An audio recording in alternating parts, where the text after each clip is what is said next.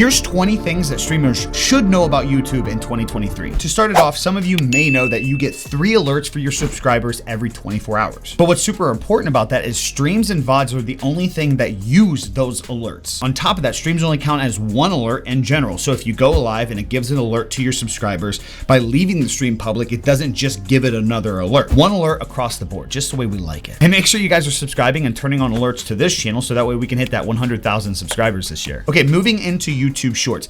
YouTube Shorts are in a completely separate algorithm away from VODs and streams. VODs being videos and uploads, and your streams being the streams while they're live, or the VOD from the stream after it's been live. YouTube Shorts do not compete with your VODs, streams, videos, whatever you want to consider the other things on your channel. They don't use any of the alerts. The performance of them don't affect your channel and your other videos overall. So if you have a YouTube short that just absolutely bombs, it doesn't affect the potential of your next upload being good or bad. In theory, if you didn't care about spamming your subscription box on YouTube, you could upload 9 to 10 YouTube shorts in a day, and every single one of them could have the potential of blowing up. But we'll get more on how YouTube shorts actually work here in a second. Now, the time of the day that you're posting YouTube shorts doesn't matter. In fact, it actually doesn't even matter for regular uploads. And using hashtag shorts in the title is not necessary. This is 100% confirmed from YouTube. Now, this is a huge update for streamers in YouTube and should be talked about more. But now in 2023, if you're currently live on YouTube, while you're live, your YouTube shorts will have a live icon indicator. Meaning if a YouTube short's doing extremely well and getting hundreds of views every few minutes,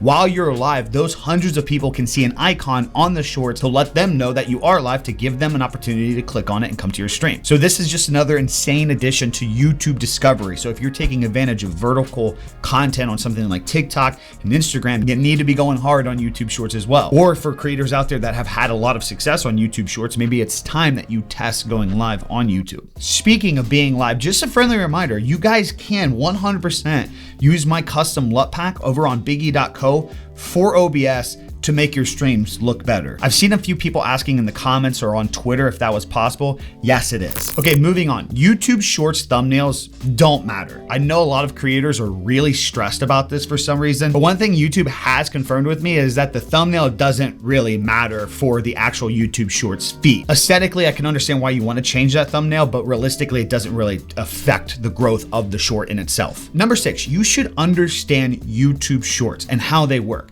YouTube Shorts are not made around being TikTok 2.0. YouTube Shorts algorithm is built a little different around the idea that things grow over time. So while your TikToks or your Reels might be blowing up over there because of just flashy, trendy things like viral sensations, it's possible that some of these could blow up on YouTube. We've seen that from a lot of people that have been uploading shorts in the last year. But the shorts algorithm isn't necessarily designed to give you that immediate satisfaction that something just blew up overnight and now your channel's changed. While a very small amount of creators are having amazing luck on shorts just out the gate, a lot of creators are seeing growth over time. That's actually what I've been seeing from shorts on this channel here. It's been taking like a year for some of my shorts to grow. But fast forward and now it's creating a snowball effect, and more recent shorts are kind of getting alley-ooped from the idea that I've had previous shorts do well. So when it comes to shorts, if you're testing them out and they just haven't blown up yet, it's not that they're not working or your channel's screwed. You just need to be consistent and don't give up. And that brings me to point number 7. Dead channels can be revived. There's actually no such thing as dead channels. If you have a channel from years ago that you consider dead, look at it from more of a perspective of sleeping. Maybe some of those subscribers that you had years ago just aren't interested anymore. Maybe they made new channels. Maybe some of those people just don't even watch YouTube as a whole. There's been a misunderstanding now for like a year that having all those inactive subscribers will just screw you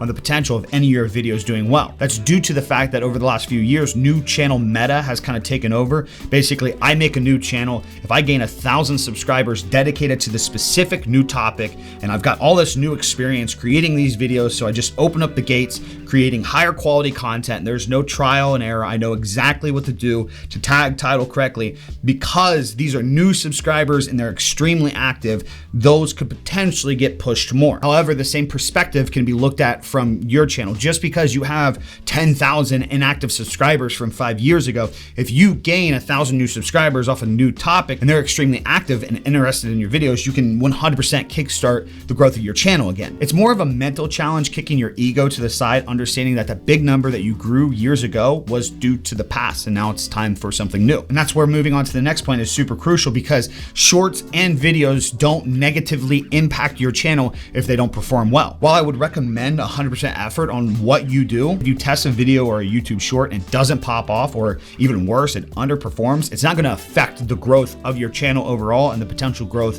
of videos moving forward. Number 9, you can disable shorts from showing up in your subscription feed. What I mean by this, everybody has a subscription tab on their page. A lot of us actually use that subscription tab to watch recent videos. If you wanna upload a handful of shorts in a day, but don't want that subscription feed to be just spam and flooded with all your new shorts, you can just simply disable that from showing up in your subscriptions feed before the short goes live. And speaking of disabling things, if you guys didn't know, on YouTube, while you're live, you have the ability to run streaming mid-roll ads. This is a lot like how Twitch is, where you run an ad while you're live. Now, the good thing about ads on YouTube is they can be skippable, they can be just overlays or side panel ads. So it's not necessarily guaranteed that every single time a viewer has to sit back and watch an entire ad. However, the really cool thing about YouTube is you can just disable ads for your live streams altogether while you're live. Say you're somebody that you just don't even want to run ads on your stream in general, or you just want to keep the VOD up and gain ads off that. You could just disable your ads while you're live, let the stream stay up, and then enable them after the stream's over. Now, a big misunderstanding with YouTube is that you can't listen to copyrighted music in your streams. That's slightly incorrect. So there's a copyright notice and there's a copyright strike. A copyright notice is acknowledging the fact that you've utilized somebody else's music for that video, and instead of you getting ad revenue for that video, the artist that you use is going to get ad revenue for that video. A copyright strike is where you use an extremely new and popular song, or a song that's really off limits, and then you get a strike on your channel for this. And this is very, very rare, might I add. I think the last time I heard of somebody getting a strike from listening to copyrighted music is they were listening to Drake the day his album came out. With YouTube's new creator music, you can actually see what music is completely off limits. But personally, for me, I would suggest not listening to the big top dogs, especially if they just dropped a new album. Now, a super important thing that you streamers should know is you can actually control your memberships here on YouTube. So not only can you pick the specific tiers that you want, so you can make 10 different tiers under $10 if you would really like, but you can actually take away the $5 tier and alter what the minimum tier would be on your channel. So what I mean by this, if you take away the $5 membership from your channel and just make it a $1 membership, then that would be the main membership price you have enabled on the channel. So if you got rid of a $5 membership and enabled only a $1 membership, and somebody wanted to come along and gift you 100 members, it would only cost them $100 to gift 100 members. Now, if you're making the move from Twitch to YouTube and want to kind of help your community make that transition, but make it more consistent for you, you can actually disable the $5 membership standard on YouTube and enable the $3 membership. By doing this, you make roughly the same amount that you did on Twitch in comparison from memberships to subs, but it costs your viewers less, $2 less per membership exactly. So instead of paying $5 for a Twitch subscription, they could pay $3 for a YouTube membership, and you would still get $2 and some change for that. So at that rate, if somebody wanted to gift you 20 members, it would cost them $60 instead of $100 like it would on Twitch, but you would get around the same amount as you would have on Twitch. And yeah, obviously membership gifting is live. It is already here. Alongside with that too, YouTube hosting is live as well. It's called YouTube Redirect, and it's in your edit tab in your live dashboard. And just a friendly reminder, if you guys want to be able to have the opportunity to get hosted by any channel, you do have to go into your settings and enable this option. I'd highly recommend doing this. I'm personally always looking for people to redirect to when my streams are done. For all the streamers out there concerned about channel points, like it's just gonna make or break you as a streamer, I understand the interaction, but it doesn't actually help expand or grow your stream. But nonetheless, if you're really stressed and you want to have those in your stream, I completely understand. You can just use Streamlabs, and it has a whole entire channel point, channel redemption system. Now, a crazy thing that a lot of streamers don't know about YouTube, and this is specific to the people that maybe you can't afford an editor, maybe you don't have the time to do that stuff, or maybe you're just learning how to do shorts and create videos. So you just want to have highlight videos from the stream. On YouTube, you can create everything from the backend editor without having any third-party application or having to pay more. So while you're live, you can create highlight moments where either A, you can just literally cut out a gameplay from your stream and have it automatically upload as a new upload to your channel. Or B, if your stream's under 5 hours and you unlist it when you're done, you can actually cut down your entire stream to 1, 10, 20, 30-minute portion of the stream, maybe like a really good gameplay, and all the views and likes and analytics would carry over after it's done processing. A benefit to this is if you want your stream VODs to stay on your channel,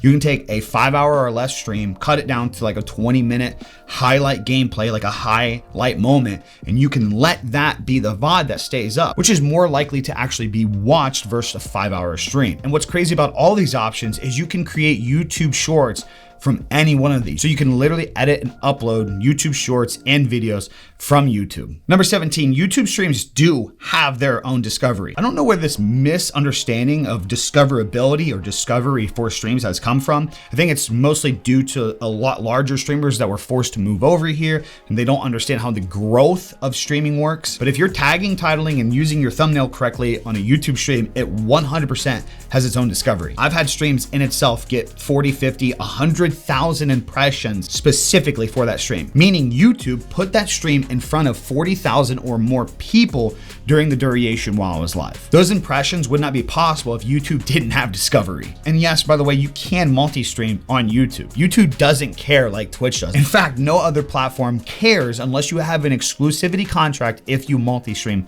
to other platforms. Here's the big thing streamers need to understand about YouTube, especially if you're trying to look in the future and grow a brand overall throughout the next 5 years. YouTube's not going anywhere. If we're in a state where YouTube is running into problems, we're probably running into problems on every website. It's got billions of active users and is making huge strides to give back to creators this year, including adding YouTube Shorts to the ad revenue system. It is one of the best, safest platforms to invest your time into. I use quotes because no platform I think is perfect and no platform is untouchable, but YouTube and Google are behemoth. The big thing a lot of streamers don't understand about YouTube is a consistency platform. The more time you put in, the more you fail and learn and educate yourself on how YouTube works, the higher your chances are at getting results in return. I would honestly say in 2023 that YouTube is that platform where if you dedicate your time and focus into the platform and learn the ins and outs of it, you're almost guaranteed success in some way. It's not like Twitch where it's just like you put a whole bunch of time and effort into it and just hope that the big thing happens. If you read your analytics and learn how to get people to click on videos and figure out what content that you enjoy to create